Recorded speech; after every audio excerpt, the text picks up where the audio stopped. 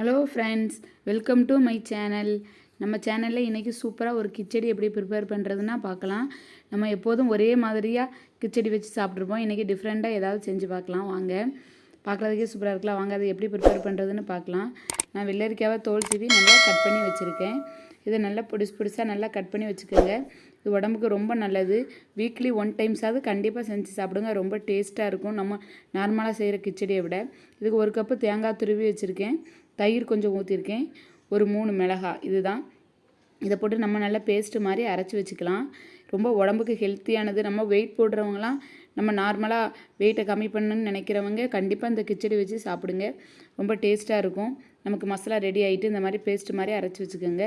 குட்டி குட்டி பீஸாக நல்லா கட் பண்ணி வச்சுட்டு கொஞ்சம் ஒரு 1/4 டம்ளர் அந்த அளவுக்கு நீங்கள் நிறைய வச்சுருந்தீங்கன்னா அந்த காய் அப்படி உங்கள் லைட்டாக கொஞ்சம் தண்ணியான, ஏற்கனவே வெள்ளரிக்காயில் தண்ணி இருக்கும். இது நல்லா குக் ஆகிட்டு மூடி வச்சிடலாம். நம்ம அரைச்சி வச்சுருக்க பேஸ்ட்டை அது கூட நல்லா ஆட் பண்ணி நல்லா கிண்டிக்கோங்க. அது நல்லா கிண்டி நல்லா ஒரு 5 மினிட்ஸ் அந்த பச்சை வாடெல்லாம் போகணும். அந்த அளவுக்கு நல்லா கொதிக்க வைங்க. ரொம்ப டேஸ்டியாக இருக்கும் ஃப்ரெண்ட்ஸ். உங்கள் வீட்டில் கண்டிப்பாக ட்ரை பண்ணுங்கள். ரொம்ப டேஸ்ட்டாக இருக்கும். நல்லா இந்த மசாலாவை கிண்டி விடுங்க. கிண்டி விட்டுட்டு ஒரு 5 மினிட்ஸ் நீங்கள் நல்லா கொதிக்க விடலாம். நல்லா கொதிக்கிறதுக்கப்புறம் நம்ம அதுக்கப்புறம் இந்த கடுகுலாம் வச்சுருப்போம். அந்த மசாலாலாம் போட்டால் தான் இன்னும் கொஞ்சம் டேஸ்ட்டாக இருக்கும். இது தேவையான அளவு கொஞ்சம் உப்பு ஆட் பண்ணிக்கோங்க. சால்ட் ஆட் பண்ணிவிட்டு நல்லா மூடி வச்சுக்கலாம். மூடி வச்சுட்டு அது நல்லா கொதிக்கட்டும். நல்லா கொஞ்சம் ஒரு 5 மினிட்ஸ் நல்லா கொதிச்சுட்டு அந்த சமயத்தில் ஓப்பன் பண்ணிவிட்டு இந்த கடுகு கொஞ்சம் ஒரு தாளிக்கிற அளவுக்கு கடுகு வச்சு நல்லா பச்சையாகவே நல்லா முறுக்கி அது கூட போட்டு அதையும் நல்லா 5 மினிட்ஸ் கொதிக்க வச்சுக்கோங்க. அது நல்லா கொதிச்சதுக்கப்புறம் நம்ம தயிர் ஆட் பண்ணிக்கலாம். தயிர் எவ்வளோ ஆட் பண்ணாலும் டேஸ்ட்டாக தான் இருக்கும். நீங்கள் எவ்வளோ வெள்ளரிக்காய் ஆட் பண்ணுறீங்களோ அந்த அளவுக்கு நீங்கள் தயிர் ஆட் பண்ணிக்கோங்க.